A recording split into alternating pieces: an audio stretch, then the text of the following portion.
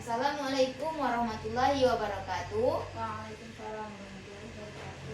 Perkenalkan, nama Ayu Kurniati. Ayu dari PGRI 4E. Baiklah, di sini Ayu akan menceritakan kisah Nabi Nuh alaihissalam. Nabi Nuh adalah keturunan ke-9 dari Nabi Adam alaihissalam. Nabi Nuh diutus di tengah-tengah masyarakat yang sedang menyembah berhala. Berhala itu patung ya. Nabi Nuh adalah orang cerdas dan sabar. Ia mengajak kaumnya berpikir sembari melihat alam semesta ciptaan Allah. Nabi Nuh juga memberikan kabar adanya ganjaran berupa surga bagi orang yang beramal soleh dan neraka bagi orang yang gemar berbuat dosa. Nabi Nuh diangkat menjadi rasul ketika berusia 450 tahun dan wafat di umur 950 tahun. Dengan demikian Nabi Nuh berdakwah kepada umatnya selama 5 abad atau 500 tahun.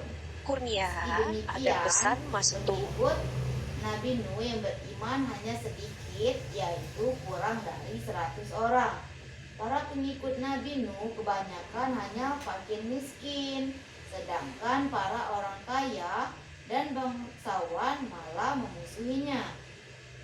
Pada suatu ketika orang kafir hendak menipu Nabi Nuh.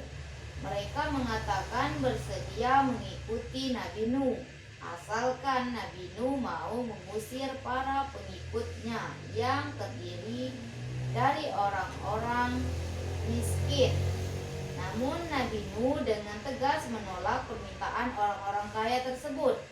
Mereka pun merasa kesal dan menantang Nabi Nuh. Mereka berkata, "Hai Nabi Nuh, sesungguhnya kamu telah membunuh dengan kami, telah membantah dengan kami, dan kamu telah memperpanjang bantahanmu terhadap kami. Maka datanglah kepada kami azab yang kamu ancamkan pada kami, jika memang kamu termasuk golongan orang-orang yang benar." Nabi Nuh pun menjawab, "Hanya Allah yang akan mendatangkan azab itu kepadamu jika Dia menghendaki, dan kamu sekali-kali tidak akan bisa melepaskan diri.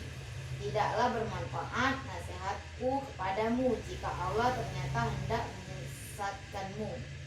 Dia adalah Tuhanmu, dan hanya kepadanya kamu dikembalikan." Nabi Nuh berputus asa dari kaumnya. Setelah dakwah yang disampaikan menemui jalan buntu, pengikut tidak bertambah. Maka Nabi Nuh mengutukan kaumnya kepada Allah.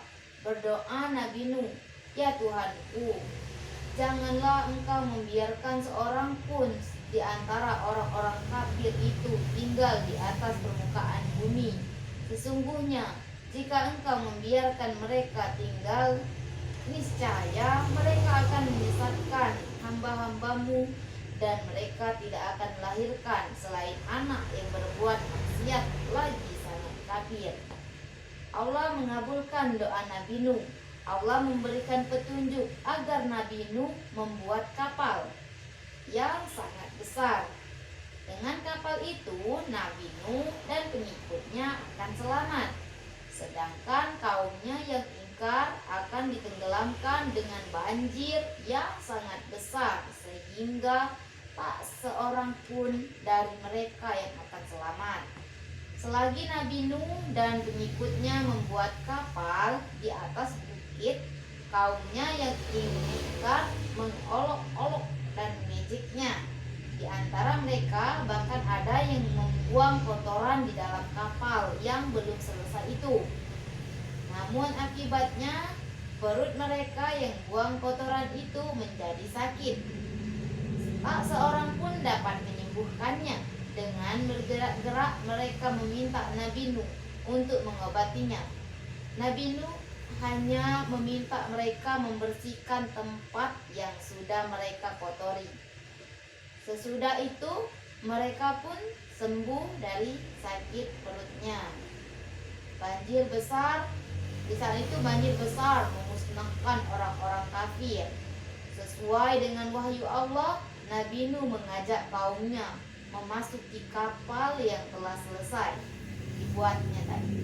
Nabi Nuh juga membawa berbagai pasangan binatang di dalam kapalnya itu. Tidak berapa Kurnia, lama sesudah ada Nabi pesan Nuh masuk tuh. dan pengikutnya yang beriman memasuki kapal, maka langit yang tadinya cerah berubah menjadi hitam. Bersamaan dengan turunnya hujan lebat, air dari dalam bumi memancar pula ke permukaan. Hujan turun dengan lebatnya, belum pernah ada hujan turun selebat itu. Rumah-rumah pun mulai terendam banjir.